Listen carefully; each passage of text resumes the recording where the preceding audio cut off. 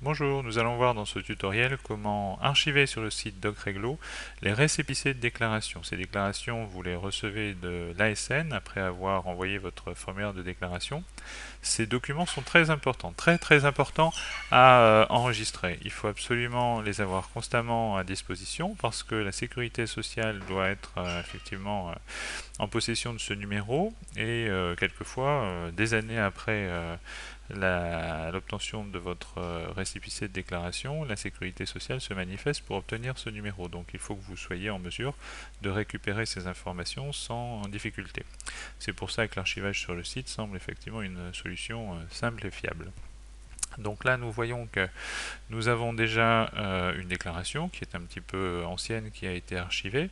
Cette déclaration n'est plus à jour puisque une modification de la déclaration a été faite lors de l'adjonction d'un nouveau générateur. Donc le récépissé correspondant a été reçu puisque c'est un récépissé qui a été obtenu suite à l'ajout d'un code BIM. Le numéro de déclaration, donc, nous avons donc une déclaration qui a été modifiée. Le numéro de déclaration a été modifié. Donc voilà, on met un numéro nouveau de déclaration. Le fichier a été scanné et ce fichier sera donc envoyé sur le site pour que justement ce fichier ne soit pas perdu.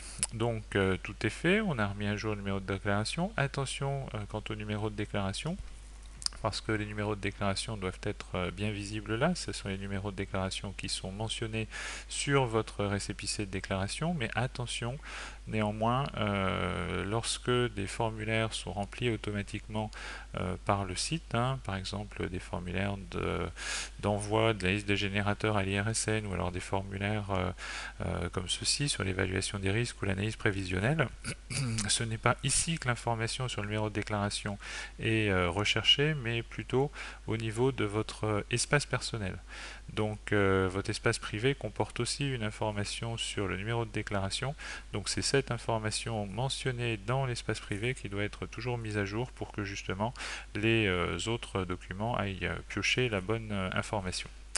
Donc voilà, c'est terminé pour ce tutoriel. À bientôt.